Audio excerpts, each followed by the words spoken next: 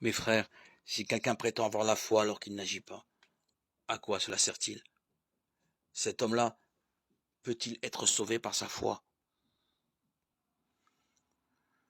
Supposons que l'un de nos frères ou l'une de nos sœurs n'ait pas de quoi s'habiller, ni de quoi manger tous les jours.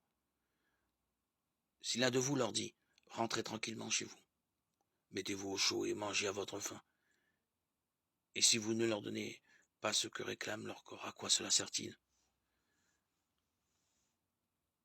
Ainsi donc, celui qui n'agit pas, sa foi est bel et bien morte.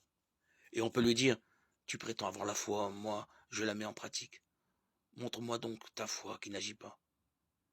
Moi, c'est par mes actes que je te montrerai ma foi. Tu crois qu'il y a un seul Dieu. Tu as raison. Les démons, eux aussi, le croient, mais ils tremblent de peur. Pauvre homme, veux-tu une preuve que la foi sans les œuvres ne sert à rien? Regarde Abraham, notre père. Dieu a fait de lui injuste à cause de ses actes, quand il a offert sur l'autel son fils Isaac. Tu vois bien que sa foi était à l'œuvre avec ses actes, et ses actes ont rendu sa foi parfaite. Ainsi, s'est accomplie la parole de l'Écriture. Abraham eut foi en Dieu, et de ce fait Dieu estima qu'il était juste, et il reçut le nom d'ami de Dieu.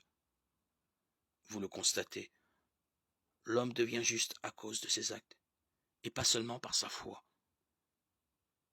Il en fut de même pour Rahab, la prostituée. N'est-ce pas à cause de ses actes qu'elle est devenue juste en accueillant les envoyés de Josué et en les faisant repartir par un autre chemin?